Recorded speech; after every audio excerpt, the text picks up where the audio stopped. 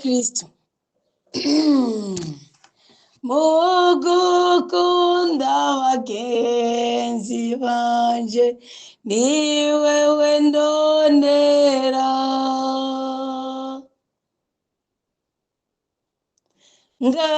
ngakundana na bose ni wewe ndondera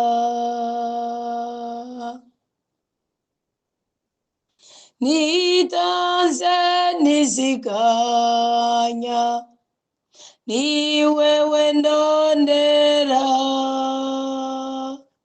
mu bikorwa nashinze byose ni wewe ndondera Yesu Kristo mana yanje ndakurondera jewe njaka kunywana nawe nkundira se mukama mukangora byose ndangurisha karyawe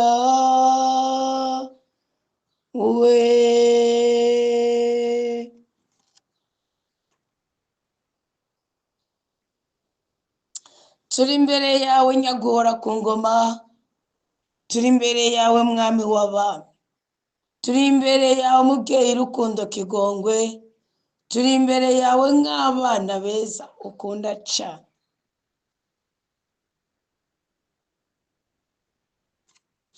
turagukengurukiye rwose kuko uri mutananirwa uri inye n'ijuru n'isi uri inye n'ubwenge uri inye n'ubweranda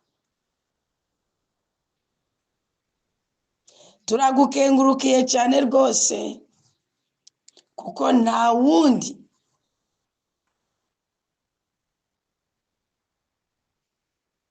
ahwanye nawe ni wowe Mana udutera iteka ukadutetura mu makuba y'ubwoko bwose ni wowe Mana udutera iteka ukatwimana ukatwima abarotsi ukatwimana ukatwima abambutsi ukatwimana ukatwima abangushi ukatwimana ukatwima indyarya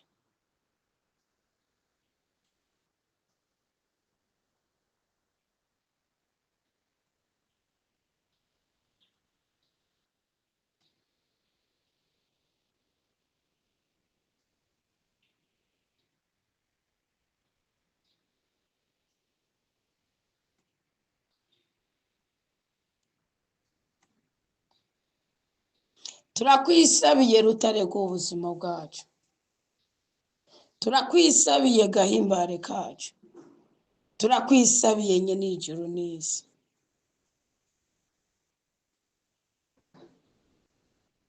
abana bawe duhezagire abana bawe twibuke abana bawe tunezereze abana bawe duteturure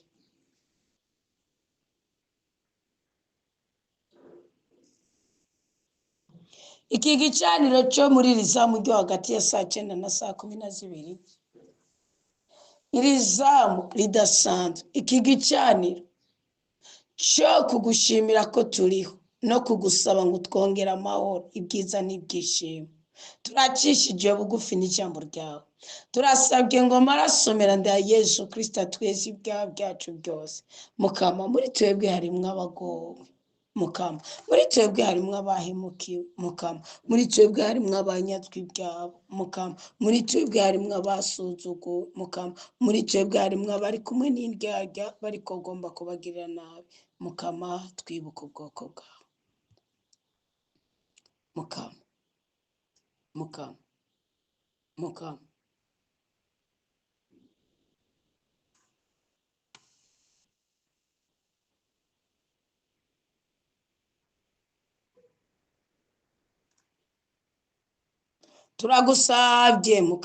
turagusabye mukama amaraso ya Kristo natweze rwose amaraso ya Kristo natubohore rwose. Amaraso ya Kristo nakiziza ingingo zacu ziremerewe, iyi migongo ivunaguritse, aya mafigo, aya ma infection vaginal sanguine, aya ma infection ananije ubuzima bwacu, iyi mitwe, iyi migongo, iyi nzara, ubu bukene, aya madeni, ubu bugumba, mukama, mukama,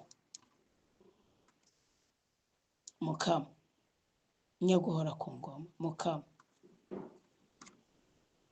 mwami w'abami, mukama, mushobora byose, mukama, nyene ijuru n'isi, mukama.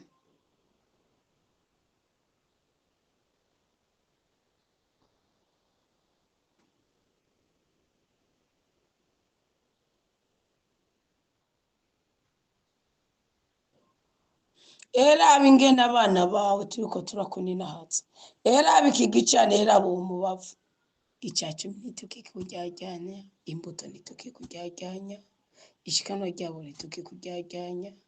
None mukama tugire neza, none mukama turabegiza, none mukama tunezereze, none mukama dutabara.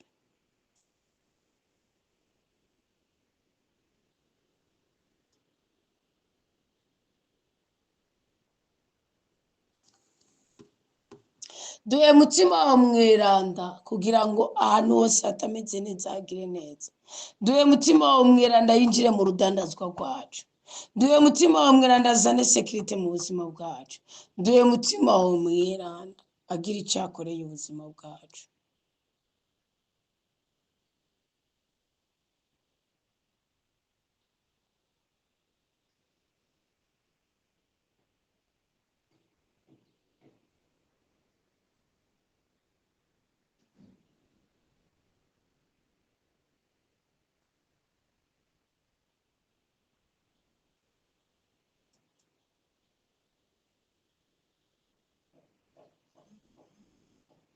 Duhe mutima wa mweranda nyaguhora ku ngoma. We wari ububasha mu buzima bwacu natsi, we wahindura ibyase guhinduka natsi, we wabohora ibiboshe n'ababoshe natsi. Urakaza mana mutima mweranda kugira ngo dufashe kwama tugororokeye Imana. Kaza urakaza neza kugira ngo dufashe kwama duhimbara Imana.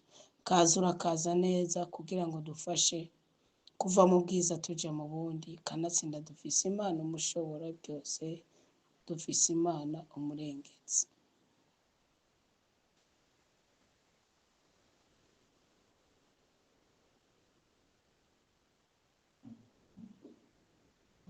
Urakoze, urakoze, urakoze.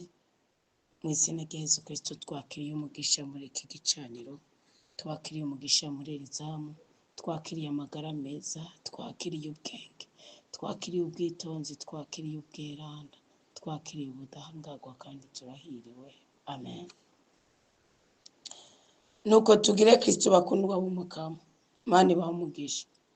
Mukristo aravuga ngo umuntu yitandukanya n'igisokuru kibi gute, akagitandukanya no ku bana biwe n'umuryango wiwe gute. Jewe nshaka gutera intambwe mu by'umutima, nkegera Imana cyane, ariko bikanga. Ndatera intambwe ngatibuka mpore, ngira ishavu ryinshi nk'umubyeyi umamura n'ibitsitaza, ngasanga natibutse mpore, ingwara zikaguma zikurakuranwa mu rugo mpore. Ibyo n'ibisuzuguro, ibyo n'ibyonyi. Imana idushakamwo umutima utunganye utagira agasembe, ariko iza amagara make nk'ababyawe na Adamu. Nanje ubu ndi bungenze, ariko ndayitwaranye amagara make, ku buryo ubu bansabye kuguma mu ruhande rumwe no ku kazi singigenda. Bikunda gushikira abakenyezi muri trimestre ya mbere, naco ndi bukore nkoze ibintu no kwicara gusa, ngira ububabare ntuvuga, nkaribwa ukamenga igirive fisu umuti n'amako. Ariko icyo cyonyi ndasenze muri iki gicaniro ngo Imana ikigukureko, icyo cyonyi Imana ikigukureko. Icyo ni icyonyi pe, icyo cyonyi Imana ikugukureko, kandi mubyizeye Imana iguhe kumererwa neza. Ego hari igihe abagore bagira intege nke. Mbe mwari muzi ko kubyara ubabaye ari umuvumo? Ubundi Imana yaduhaye ratarapaje kuryoherwa wejeje kubyara. Mugari yabanje kutuvuma ko tuzovyara tubabaye, kubera ko umubabaro utariho wazanywe n'icyaha. Igihe cyose ubona ari ikintu ugomba kugerako, bwaba ubutunzi bwaba urubyaro, ukabona ubanje kugira menasi, ubanje kubabara, uzohore witandukanya n'imivumo. Kubera iki? Imana yaremye umunezero hagati ya Adamu na Eva, ariko igicumuro kimaze kuza, Imana ivuma inzoka, isubira umugore, isubira umugabo. Umugore aramubwira ati uzobyara ubabaye kandi ukwipfuza kwawe kuzohazwa n'umugabo wawe. Ari mu gitabo cy'Itanguriro. Muri icyo gihe rero abakristo murabwiza kumenya ati kubyara kugira simbabare bibiri urubyaro rwanje, bana kuri ngo ururonke gusa n'uburyo bwo gutwara mwinda, ugacana igicaniro ukavuga uti no. Kandi abana bisi barabizi, ahengera ari mu gasamagiye ikeka ko yasama, wagatangura kuzarafata ngo mukwango yinukiriza ngo kugira ngo ntazogwarirekwe. Mugana mw'abana b'Imana, Imana yabwiye ati nimunyegera ku gicaniro ndabaha urubyaro, mukabura ya mihamuro kuko n'ubundi mudashishikanwa muhamurirako, mugaca mubura rero na yaki na zambaraga bwa bubasha bwa bukomezi bw'Imana kubera impamvu zitandukanye. Ariko ndagomba kubibira ibanga rimwe mu buzima ari Kristo, sibyo? Umukristo yaravuze ngo ndashaka gutera intambwe ngasanga ndiko ndatibuka mpore. Ariko ibyo ni wibaze ngo Imana yabiguhora. Imana iduhora uburyo tudaditse imitima yacu. Imana iduhora uburyo tudaditse imitima yacu, uburyo tutayizeye, uburyo tutayikunda, uburyo tutayihurumbira, uburyo tutayirondera, uburyo tutitwareka ko twogwa tubyuka kuko niko rugendo rw'umukristo. Nawe bundi tutaditse umutima, Imana ibiguhora. Na Paulo yaravuze ngo nipfuza gukora ineza niyo nipfuza gukora, ariko inabi ikantanga imbere. Byumvikana ko uri umwana w'umuntu kugira intege nkeyi birashoboka rwose, ariko kizira kuzisasira ko indava. Noneho rero umana gucira gace, ibyo ni ibisokuru bibi. Uri kuraba nk'ubwo bugwayi, ukaraba bw'abana ikizo n'intege nkeya, rero byahagurukijwe n'ikibazo babajije ngo ni gute umuntu yitandukanye n'igisokuru kibi. Kwitandukanya n'igisokuru kibi burya nta n'ikindi, ucana igicaniro c'intava ukabwira Imana uti icyo wagenye nzogikora uko nyene. Sinzavuga ngo mama aravuga ngo mugabo aravuga ngo girana, ikintu cyose gishingiye ku itegeko ryawe, kuko itegeko ry'umukama rishingiye ku mibaranire myiza y'umuntu n'uwundi. Uti nzogikora uko nyene mpaka wowe nyene umpaye umugisha. Ukavuga uti ndacanye igicaniro kitazozima, sibyo? Mugana arababwiye abakristo benshi, turabwira ngo genda ngo muri Ezekiyeli ngo 14, umugende muri Ezekiyeli 16, umugende muri Ezekiyeli, mugende muri Daniyeli, mugende ngo mwibohoze ubu mugakoresha amavuta muhagirike. Tumaze gusoma, nanjye niko nanavyigisha, tumaze gusoma mugabo nkabona nta byamwa, nta musaruro, nta ntahe. Tumaze gusoma igitabo cy'uguhunguka n'igitabo cya bene Levi, cyane ku buryo bw'umwihariko igitabo cy'uguharura. Ibyo bitabo bitatu nibyo byatweretse umuntu w'Imana wariwe. Ibyo bitabo bitatu nibyo byatweretse umuntu w'ubudahangarwa wariwe. Cha dusanga n'umuntu atigera ryajyanye Imana, kimwe muri 10, n'umuntu atigera asuzuguza izina ry'Imana. Ndababwira kuko nje cyabaye igicaniro c'intava, kandi niho hambere twarose indayo muri komera Kristo nitse. Niyo hambere gusumba amasengesho kwirirwa tuboroga ni gutanga icya 10 no kwaturwa kumugisha. Ndabaraye subiramo inyuma mutse murumviriza, nuko hari inaye zimwe nabakubera iki bagira amahojo harimo amazina yabo, harimo n'amazina emwe Akasarova wacu mwana w'Imana, ariho nabibagira bakavonye gora ku ngoma, niyo mwami wanje Yesu Kristo. Izo rero ndumviriza nkitandukanya n'icyo cyubahiro kirenze bamaye, hama nkabasabira umugisha, simba nkitsirungitse muri group ya ari nayo nyinshi ndangika muri group, kubera iki ziba ziri mu ibyo bishobisho. Rero mwumve ngo je sinzobabwira icyo nasomye muri Bibiliya kandi icyo ndiboneye n'amaso yanjye, ko ibintu hafi byose biri muri Bibiliya nagiye nsanga byaratubaye ko mu buzima bwacu. Turashaka imvura muko no musi w'imvura yatubujije ibiganiro byo muri telefone, nuko gusitaza imyiki cyane.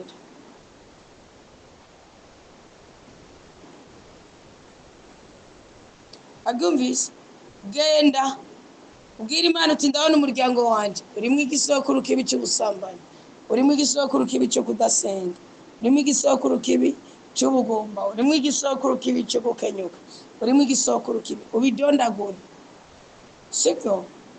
Urimo igisokuru kibi cyo kubyara iwawe, jyanye igicaniro mbere yo kubahana uzobarabire muri jewe, uri papa uri mama aho biroroshe, kuko ibicaniro byose Burayimu yacanye byaje gutabara mu buryo bwose abana bakomoka kuri Burayimu.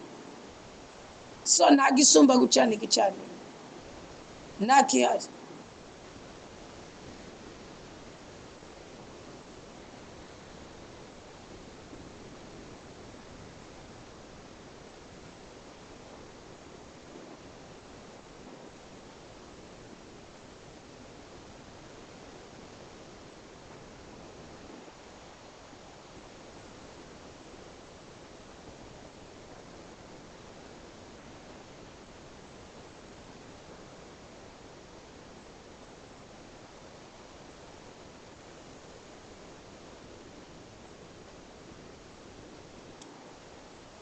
Nta kiriho, abyumvise cyane igicaniro kibe ko abana bawe, kubera ko igicaniro cy'umubyeyi gishobora gufasha abana, nuko n'icyaha cy'umubyeyi kirashobora gufata abana. Bahakani Akani nani, Elimeleki nani, abagabo benshi bagiye bahemuka, ababyeyi benshi bagiye bahemuka, abana babo bayibyaje umusaruro w'imivumo. Ariko kandi ababyeyi bagiye byifatamo neza, abana babo babiherewemo umugisha, babiherewemo umugisha,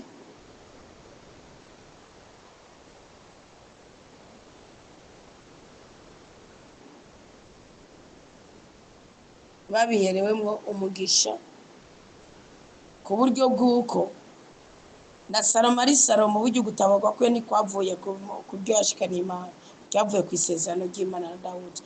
Bwarageze igihe Imana avuga ati isezerano nawe, isezerano ry'inawe. Kandi twese turacatabarirwa muri Burayimu, gusa twebwe ubu uye byaroroshe dutabarirwa mu maraso ya Kristo. Niyo mpamvu abadafise Kristo babahombye, bafise gusa. Wabyumvise cyane igicaniro ubwira Imana, nabwo ibicaniro byose mwocana ukijyajyanye Imana kimwe muri 10, ngo mucane igicaniro cy'ubukobwa bwawe, ucane igicaniro cyo kuzotabagwa, cyo kuzokwerekwa, ucane igicaniro uzogicana imyaka 30 kizogira agasembe. Mu gicaniro cyose uzocana utajyajyanye Imana kimwe muri 10, uzohorana ubwenge n'ubweranda. Umva bitaryoshe.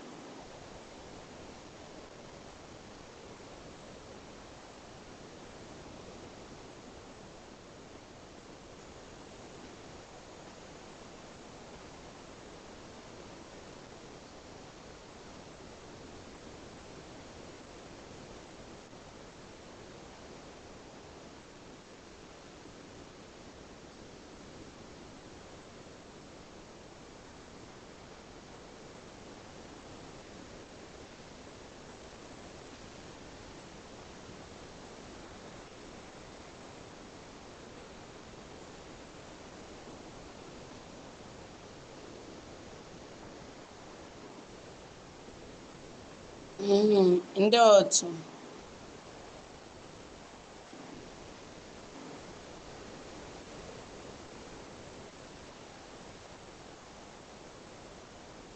Mugisha yavuze ngo mwigisha Abafilipi 1:2, tubifurije ineza n'amahoro biva ku Mana umubyeyi wacu no kuri Nyagasani Yesu Kristo. Amen. Paterne mu Rwanda. Imana iguhe umugisha rwose, wowe uri umukozi wa Kabera Kristo uri buzima cyane. Imana iguhe umugisha cyane cyane. Ntimushavure ngo sindabuza amazina ya abandi, nibanyandikira nyene amaverse biblique. Abanyafilipi 4:7, maze amahoro y'Imana arenze icyitwa ubwenge cyose ahore mu mitima no mu bitekerezo byanyu muri Kristo Yesu. Amen. Nawe ni mu byakira.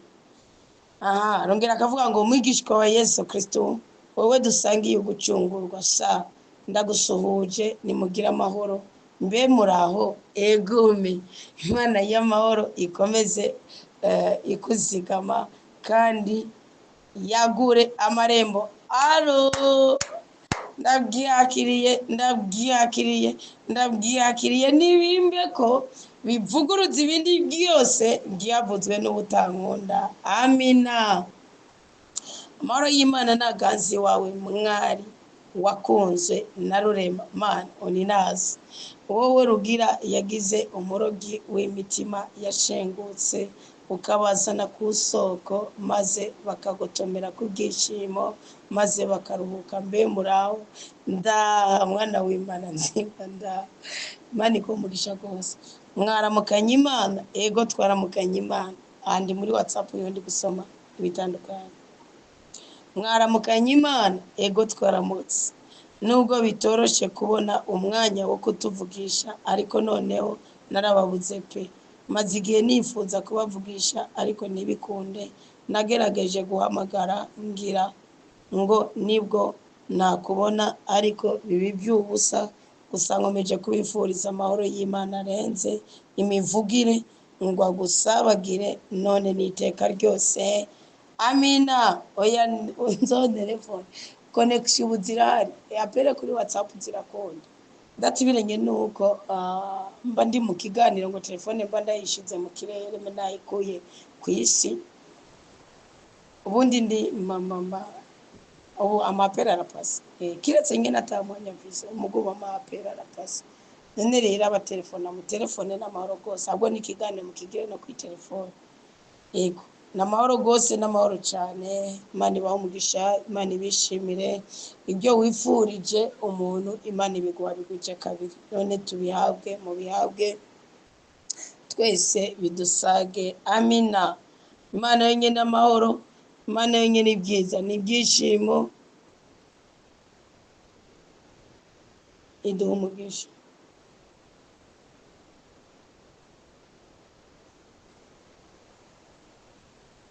Iduha umugwiza, iduha ubwenge, iduha ubweranda.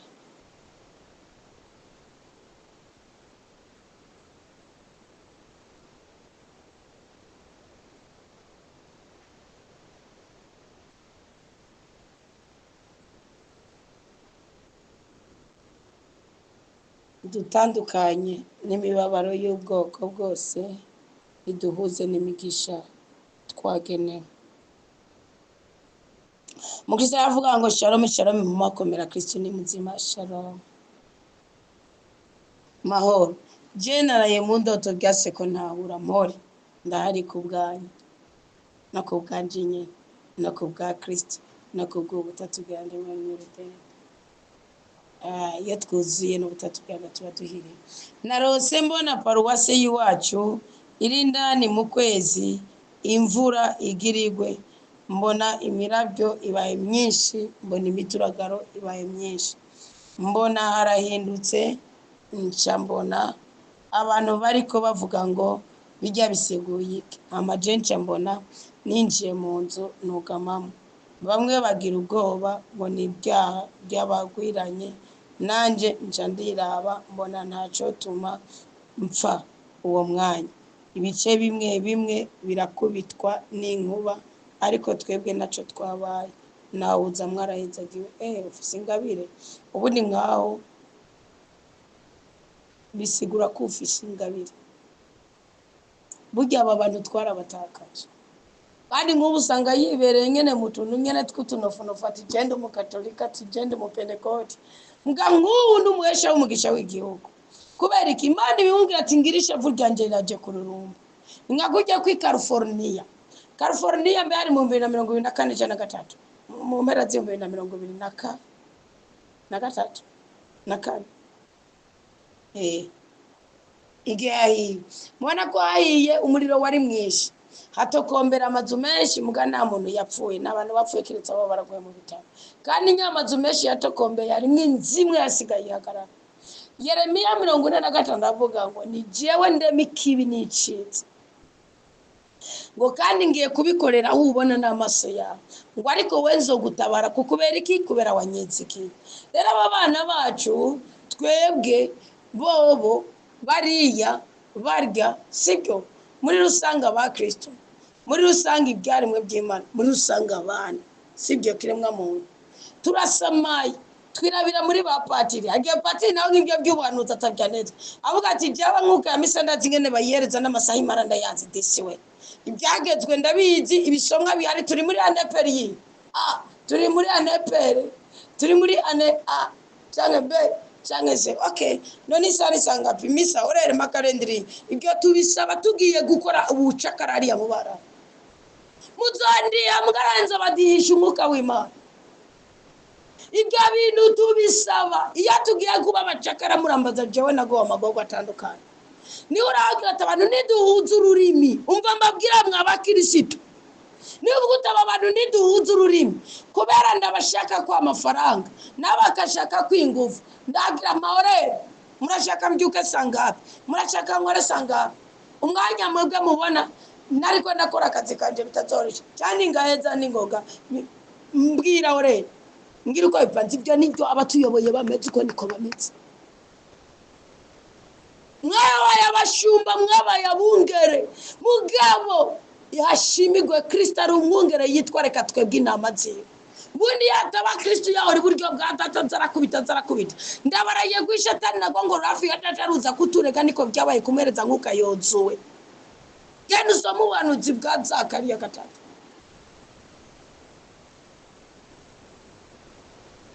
nguyu agiye kuba umugabo yumva ari kurongora umugore akabyara akagira amateka y'umugabo umugore akubishwara gubaka nakabazo kandi nanyoye umugabo arangwa n'utuyoga kandi nta mugabo atamasaha y'inkoko mugakumbe ni wafisi yerekwa rya karere kosari nguyu agiye kwebera Imana aje mu gifaratiri yabona exeterate amanota basabye kwiye ya cyangwa mu gifurere sibyo cyangwa mu kibikira sibyo cyangwa akaba umugore aho gacu umugabo yagukunze uramukundira nawe nukagerageza kandi nakumuha byose nakuntu reka ibyo bintu nagira mbabwira ari akandi kantu ugomba kubabara hano umuntu ingabire afise urati ingabire ngo wafise ndagana nabwira nakandi kantu murazi ko nagiye gusanga ejo niho nariko ndaganira n'Imana ndavuga none Imana simeruka kwigisha iby'abagabo n'abagore mugari ikibazo cy'umudamu kiraho nakiriye nagiye Imana irazi neza ko abagore uyu munsi basigara barobera ko bagabo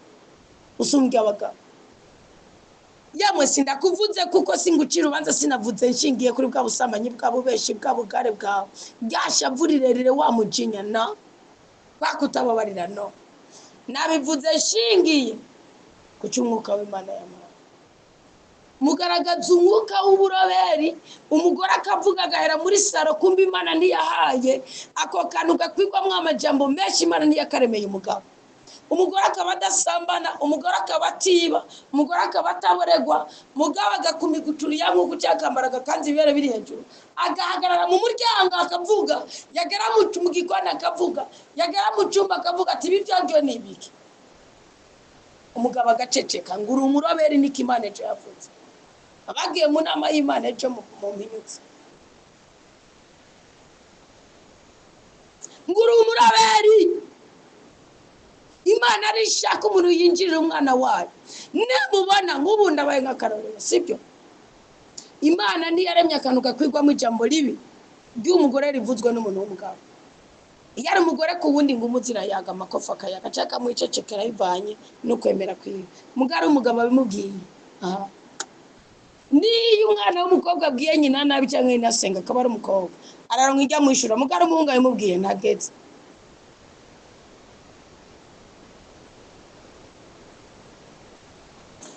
ugacukena ukifata nk'abandi bose uri mu bandi uburoro bwose n'ingingo zose ufata ukazifata uko abandi bazifata warambabaje sindiko ndavuga warose ndiko ndigisha wa mukristo yambwiye ngo uzahora usigura gusa nicireka ntibikunda kandi Imana itwigishiriza niyo dufitiye ibyawe biragoye gose ahubwo gusa Imana izo binyanywa hariho nabonye watugiriye urebe ndaja kuyibani ndabibone nimero ye hama mugira ice muyivuze ko muga nabonye mudakunda ko diskita kugenda baye mu diskita nukuvuga rero arara nkangu ubuga ofisi ingabire ko umusaseredoti reka mfatiye kuri kiko ya paruwasi ngo ayibonye mu kwezi ni wewe winjiye mu nzu wabonye atampamvu y'ugupfa muri uwo mwanya urazi icyo bisigura ni nguko bategereza guca bugufuka dika namakuru ukambara ugasuzugurika mu Imana igatabara icyo gihugu, kuko mu guca bugufi niho tuganirira n'Imana.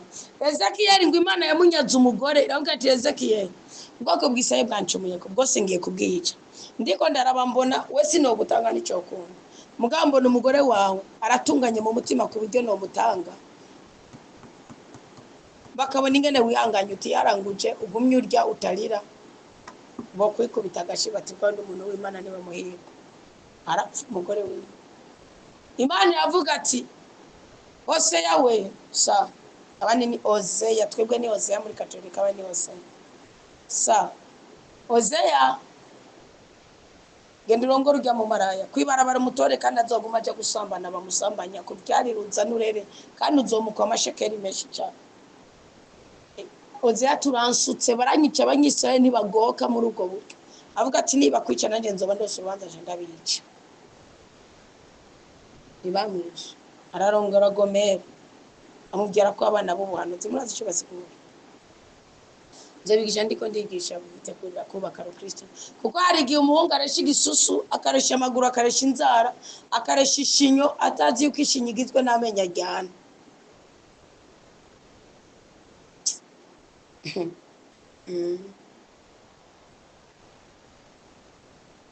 Hari igihe mwirengagiza indushi kandi arizo mukeneye, kubera iki ufite amahirwe yo kugira ubutunzi, muga nubana n'umugore akurusha amahirwe yose azokuvako.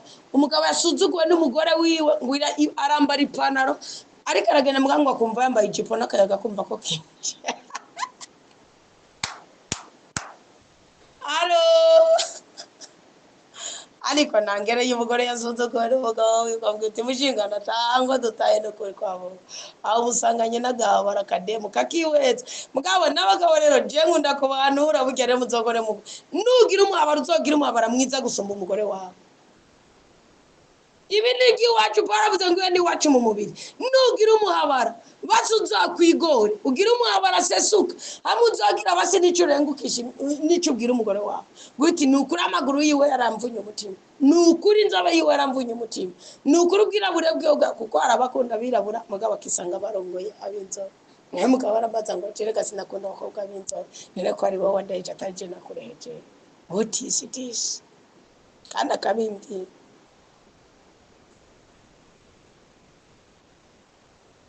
Muzakwigo ubwara umugabo ushaka uti ngo dutahe ndabona yuko ibintu nyene bimeze neza, mugabo ngwino dutahe ubwa mbere kuko umusangaye n'umukecuru, mugabo umusangaye n'agakobwa katagira adresse, ubwa gatatu usanze byutse n'umuyaye kandi uti yamara rero reka dukomeze ubuzima ngwino ufashe duhindura aya mashuka kubera rugero rutana ni runini ari yaca nk'imamagara umukozi azafasha bakavuga ngo yereka ndagufasha. Arabagora bazubatse ziranga nimuzaze mubishinya kare muri kose, mugabo ndahanuye abagabo uwo mugabo kangura uti ngo dutaka ubwira ngo nawe wabuze adresse ikikumbiye ni adresse ugaca kabiri ugasanga yarayinze ukazomanguruma ngo ujya mugore n'umurozi ngo yaramwishe. Ari umuntu ikintu kivuye musazi ndigishobora kukwica ubusanzwe uri mbundeke ukakuntu wavuze ngo je nabona umenga ntiyaragera komva, uwo mwanya ibice bimwe bimwe birakubitwa n'ingo, ni wewe wari gusaba imbabazi wari guca bugufi ugatabara umuryango wawe igihugu cawe aho musangiye ukwemera. Nuvuga muri wewe hari yijwi ry'ubutabazi, kandi ijwi ry'ubutabazi rihura n'ijambo ry'Imana riri muri Bibiliya ryamara kuja habona abantu mwugaranye ingabirano zanyu. Iyo ugaranye ingabirano zawe nagira mbabwize ukuri sindi kubahenda, iyo ugaranye ingabirano zawe ari abantu buzibiriye ku mugisha. Ni nkuko wofata ujya no kubika amafaranga menshi kuri kone nibibi intega bizoza ni byiza, mwe gufata amafaranga agize company ukabika kuri kone ni ukuri Imana ibibazitse. Ava mumbwira ngo ndatukanye ni muraho mutanguye kujyana inzara, ni mwe mwadutaje ubukara, ni mwe mwadutubikishije uwavuwe, ntimwari muzi ko tuzoyabahambamo tugasigara turayarya inzira amazu mwubatse agasigara aribwa n'ibikona bose babayabamo. Abangu rero nagiye mbona bagwiza tunga benshi abana babo kenshi iyo babishize bashobora genda bakabividura ko batabara Bibiliya guta, kandi ibi bintu ni Bibiliya. Bibiliya iravuga ngo nta kintu kibabaje, niko Salomo yavuze mu Migani 30, nta kintu kibabaje ngo nk'ukubona urara ku majoro wandika ibitabo ukora iby'ubutwari ngo mu gutazuzo bisigara no kwametse.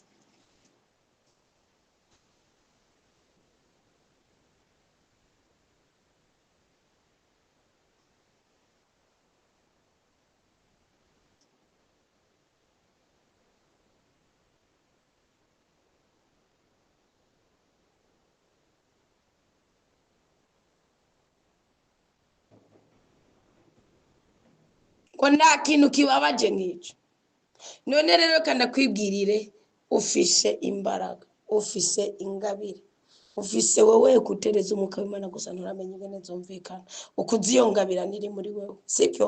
Kuzi ingabirano uruzo kwitanga akitangira abandi. Narababwiye ko hari abantu Imana yashizemo ububasha bwayo ku buryo n'ukuri si bose nimuzaze murafinara. Imana yabashizemo ubutware bwayo ku buryo bw'uko nibavuga Imana izoshitsa icyo bavuge. Ugasanga navuze ngo Uwitekanya guhora ku ngoma, ubwo nyene ijuru ryahagurutse abamarayika batanguye gukora. Mugabo ukavuga uti dawa twese byagiye mu ijuru itsinda ryawe geranda cyumva unyagora ku ngoma, uru rutare ku buzima bwacu, uri umuremyi wacu, uruhazagira natwe, Uwiteka Yehova Shama. Navuze ati Uwitekanya guhora ku ngoma, ubwoko bwawe turi imbere yawe, ibikoreka bikaba biriko birakoreka. Kandi sije nabwihaye, mugabo kugira bizoje habona birasaba kombajiyo. Okay? Ukagira ngo n'ibintu bitatu: kugendana n'Imana, kugira ubuntu, guca bugufi. Bas. Imana iduhe umugisha, Imana iduhezagire, Imana ikuze ingabire ziri muri twebwe. Imana irinde imitima yacu kubabara. Imana itandukanye ubuzima bwacu n'ibisuzuguriro. Imana ihembure amagara yacu. Imana iduhe umugwiza mu biganza. Imana iduhe igikundiro mu ruhanga. Imana itwuzuze ubwenge n'ubweranda. Imana idutyorore batse. Ba Kristo bakundwa b'umukama mukomere cyane. Kristo ni muzima kandi agira neza byose, atanga ingabirano zitandukanye.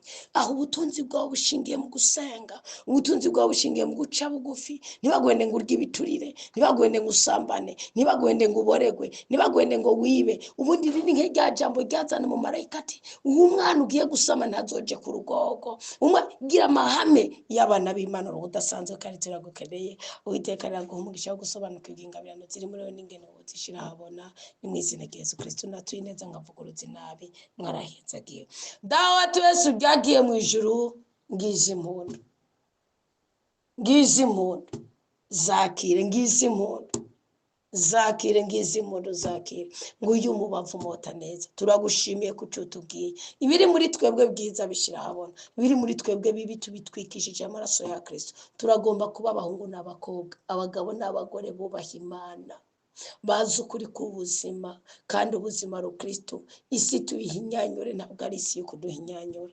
Kandi urakoze kubitwemereye, urakoze kugiye kubiduha, urakoze nyaguhora ku ngoma, urakoze mwami w'abami, urakoze mushobora byose, urakoze murengezi, urakoze murenganuzi, urakoze gahimbare ku buzima bwacu. Nyene ijuru n'isi urakoze, nyene ijuru n'isi urakoze, nyene ijuru n'isi urakoze, nyene ubwenge n'ubweranda urakoze, nyene ububasha urakoze, wowe ukiza ingwara urakoze, wowe ubahora ababosha urakoze, wowe uruhura indusha urakoze, wowe ukiza imibembe yo ku mutima no ku mubiri urakoze, wowe uduha ubwenge n'ubweranda urakoze. Uragahorana natwe, urakagumana natwe. Ni mu izina ryawe Yesu Kristo umwami mukiza n'umucunguzi w'ubuzima bwacu dusenze twemera kuri mudasubizwa muri twebwe kandi kugiye kuduhezagira. Dushimye ku rupfu udutandukanije nago, dushimye ku nyatsi udutandukanije nazo, dushimye ku magara meza uduhaye. Amina. Aleluya. Itara riri muri twebwe ntirikazime. Ikabati muahunge